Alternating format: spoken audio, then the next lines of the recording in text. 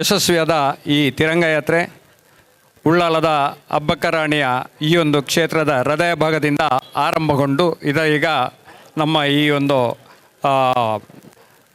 ಸಮಾಪನಗೊಳ್ಳುವ ಹಂತವನ್ನು ಮುಟ್ಟಿದೆ. ಈ ತಿರಂಗ ಯಾತ್ರೆ ನಮ್ಮ ದೇಶದ ಪ್ರಧಾನಮಂತ್ರಿ 2014ರಲ್ಲಿ ದೇವದೂತರಂತೆ ಬಂದು ಈ ದೇಶದ ಚುಕ್ಕಾಣಿಯನ್ನು ಹಿಡಿದಾಗ ಭಾರತದ ಸ್ಥಿತಿ ಅಧೋಗತಿಗೆ ಹೋಗುವಂಥ ಸ್ಥಿತಿಯಲ್ಲಿತ್ತು. ಅವರ 12 ವರ್ಷಗಳ ಆಡಳಿತದಲ್ಲಿ ಭಾರತವನ್ನು ಯಶಸ್ವಿಯಾಗಿ ಮುನ್ನಡೆಸುತ್ತಾ ಇವತ್ತು ಧೈರ್ಯವಾಗಿ ಈ ಹೃದಯ ಭಾಗದಲ್ಲಿ ತಿರಂಗವನ್ನು ಅರಳಿಸುವಂತಹ ದೊಡ್ಡ ಸೌಭಾಗ್ಯವನ್ನು ನಮ್ಮ ಜನತೆಗೆ ಕೊಟ್ಟಿದ್ದಾರಂತ ಹೇಳಲಿಕ್ಕೆ ನಾನು ಆ ಪ್ರಧಾನಿಯವರ ಬಗ್ಗೆ ನಾನು ಮೆಚ್ಚುಗೆಯನ್ನು ಹೇಳಲಿಕ್ಕೆ ನಾನು ಇಷ್ಟಪಡುತ್ತೇನೆ. ನಮ್ಮ ತಿರಂಗ ಯಾತ್ರೆ ಇವತ್ತು ಆರಂಭಗೊಂಡು ಇದು ಕೇವಲ ಈಗ ತಾನೇ ಉಳ್ಳಾಲದ ಹೃದಯ ಭಾಗದಲ್ಲಿ ಶುರುವಾಗಿದೆ. ಮುಂದಕ್ಕೆ ಉಳ್ಳಾಲದ ಪ್ರತಿಯೊಂದು ಭಾಗದಲ್ಲೂ ಈ ತಿರಂಗ ಯಾತ್ರೆ ಯಶಸ್ವಿಯಾಗಿ ನಡೆದು ಪ್ರತಿಯೊಂದು ಜನರ ಮನಸ್ಸಿನಲ್ಲೂ ಮನದಲ್ಲೂ ಎಲ್ಲದರಲ್ಲೂ ಈ ಭಾರತದ ಧ್ವಜದ ಬಗ್ಗೆ ಗೌರವ ಮೂಡುವಂಥ ಕೆಲಸವನ್ನು ನಾವು ಮಾಡಬೇಕಾಗ್ತದೆ. ಅದೇ ರೀತಿ ಇವತ್ತು ಕೂಡ ಎಲ್ಲರೂ ಬಂದು ಈ ತಿರಂಗ ಯಾತ್ರೆಯನ್ನು ಬಹಳ ವಿಜೃಂಭಣೆಯಿಂದ ಆಚರಿಸಿದ್ದೇವೆ. ಇದೇ ರೀತಿ ನರೇಂದ್ರ ಮೋದಿಯವರು 2047ರವರೆಗೆ ಈ ದೇಶದ ಒಂದು ಆಡಳಿತವನ್ನು ನಡೆಸಿದರೆ ಇಡೀ ಪ್ರಪಂಚದಲ್ಲೇ ನಮ್ಮ ಭಾರತದ ಈ ರಾಷ್ಟ್ರಧ್ವಜ ಅರಳುವಂತಹ ದೊಡ್ಡ ಒಂದು ಸನ್ನಿವೇಶ ನಮಗೆ ಬರಲಿದೆ ಅನ್ನುವ ವಿಶ್ವಾಸ ನಮ್ಮೆಲ್ಲರ ಮನಸ್ಸಿನಲ್ಲಿದೆ.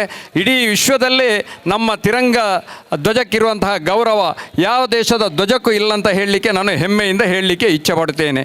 ನಾವೆಲ್ಲರೂ ಈ ತಿರಂಗದ ಧ್ವಜದಲ್ಲಿ ಅಡಿಯಲ್ಲಿ ಈ ಭಾರತ ದೇಶವನ್ನು ಮುನ್ನಡೆಸುವಂಥ ಕೆಲಸವನ್ನು ಮಾಡುವ ಇವತ್ತಿನ ಯುವ ಪೀಳಿಗೆ ಹಾಗೂ ವಿದ್ಯಾರ್ಥಿಗಳನ್ನು ದೇಶದ ಬಗ್ಗೆ ಗೌರವ ಹುಟ್ಟಿಸುವಂಥ ಕೆಲಸವನ್ನು ನಾವೆಲ್ಲರೂ ಮಾಡಬೇಕಾಗಿದ್ದರೆ ಈ ತಿರಂಗ ಯಾತ್ರೆಯು ಅವರಿಗೆ ಸ್ಫೂರ್ತಿಯಾಗಿ ಮುಂದಕ್ಕೆ ಈ ದೇಶದ ಒಂದು ಒಳ್ಳೆಯ ಪ್ರಜೆಗಳಾಗಿ ಬಾಳುವಂತೆ ಆಗುವಲ್ಲಿ ಇದು ಸಹಕಾರಿಯಾಗಲಿ.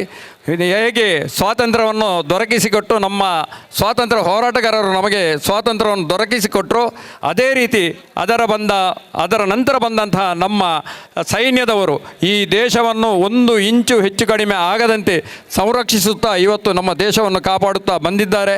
ಆ ಸೈನ್ಯದವರಿಗೆ ಕೂಡ ನಾವು ಹೃತ್ಪೂರ್ವಕ ಅಭಿನಂದನೆಯನ್ನು ಸಲ್ಲಿಸಿ ಇವತ್ತು ಆಗಮಿಸಿದಂಥ ಎಲ್ಲ ರಾಷ್ಟ್ರಭಕ್ತರಿಗೆ ನಮ್ಮ ಮಂಗಳೂರು ಮಂಡಲ BJP ವತಿಯಿಂದ ಹೃತ್ಪೂರ್ವಕ ಅಭಿನಂದನೆಯನ್ನು ಸಲ್ಲಿಸುತ್ತಾ ನನ್ನ ಮಾತುಗಳನ್ನು ಕೊನೆಗೊಳಿಸ್ತೇನೆ. ಜೈ ಹಿಂದ್. ಬೋಲೋ ಭಾರತ್ ಮಾತಾ ಕೇ, ಬೋಲೋ ಭಾರತ್ ಮಾತಾ ಕೇ, ಬೋಲೋ ಭಾರತ್ ಮಾತಾ ಕೇ. ರಾಣಿ ಅಬ್ಬಕ್ಕ ರಾಣಿ ಕಿ, ರಾಣಿ ಅಬ್ಬಕ್ಕ ರಾಣಿ ಕಿ, ರಾಣಿ ಅಬ್ಬಕ್ಕ ರಾಣಿ ಕಿ.